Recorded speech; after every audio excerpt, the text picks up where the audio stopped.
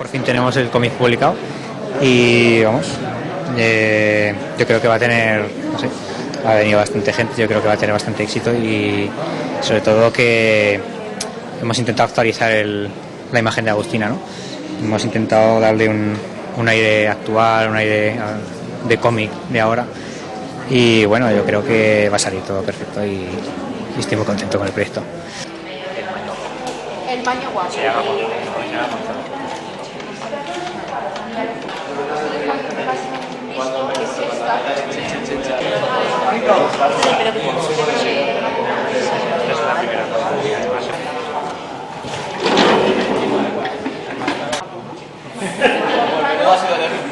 Gonzalo, ya estaría aquí 5 años después con este libro, con el lector, y además del lector que no está acostumbrado a leer.